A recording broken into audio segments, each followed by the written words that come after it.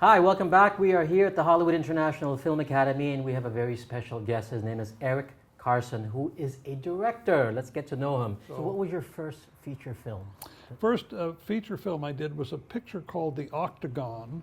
That was your first feature? First, with Chuck Norris? That's The correct. Octagon. That's Wow. correct.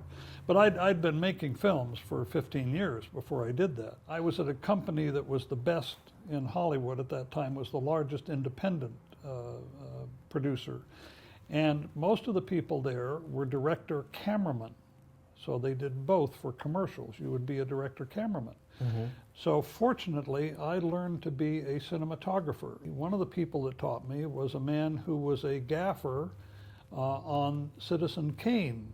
Wow. Back then. And so I was scared, and I said, I confessed to him, I said, I really don't know that much about cinematography, but I'll make a deal with you.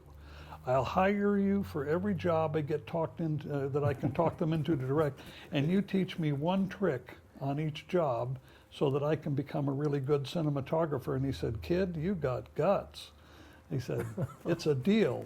And he was a great, gaffer. So I took credit for all the beautiful lighting that was done. Anyway, that's how I worked my way into the business and did the Norris picture, and that was very successful. Octagon was a very big movie during that time with Chuck Norris. Was Chuck Norris a big star at that time? No, he was not. An American Cinema Group, it was an independent company. It wasn't a studio company. I've worked for both studios and independent companies, but this was an independent company. They had made a film called Good Guys Wear Black with Chuck Norris, and it was successful. They were surprised.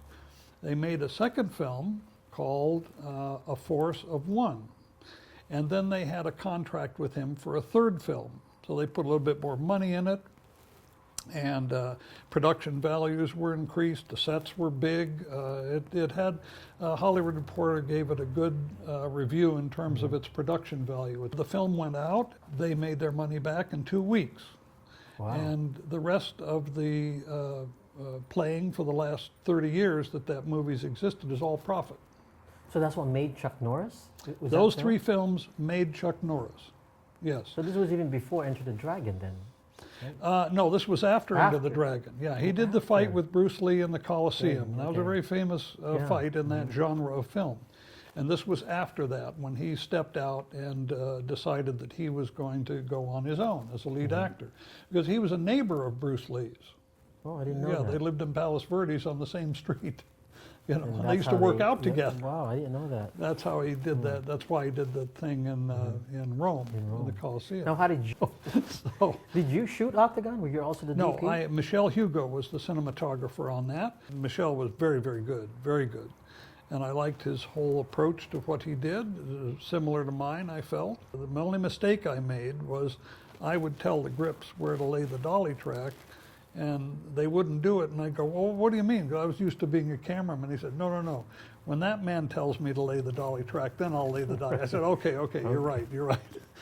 So it was a great experience. And those three movies were publicized by American cinema. And as a side story, when Chuck made a movie called Lone Wolf McQuade for Orion, I believe it was in his contract that my company, Carson Higgins Shaw, would do all the advertising, promotion, and publicity for that motion picture, right? Because he had made pictures for Columbia and I think MGM, and they didn't do that well. But the ones that we made did very well because we knew how to advertise martial arts, where to do it. One of my partners in my company, Sandra Shaw, had been out publicizing him for years. American cinema made Chuck Norris at that time. Yes. Well, that's one of the problems with Hollywood, you see. I would probably never be hired to do a comedy, although I love comedy, even low comedy, you see. But if you do something and you're successful at it, side story, I was doing a documentary film after I did Octagon. And I was returning from location, driving through Boston. And I saw this with the crew and the trucks and all that business.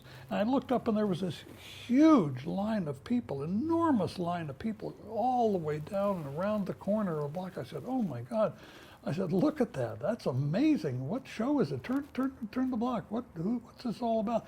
I turned the corner, and on the marquee it said the Octagon. And I went, oh my God. Because I was working when Yeah. the show opened, you know, and I said, so that was a good omen. The film at that time broke house records in New York I at some know. of the thing, because it was his third show. He had developed an audience. It was there.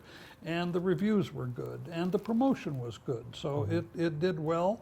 And it does mark you, because the first thing they want is, can you do it again, but different? Hello, I'm Eric Karson, and I'd like to welcome you to the Hollywood International Film Academy.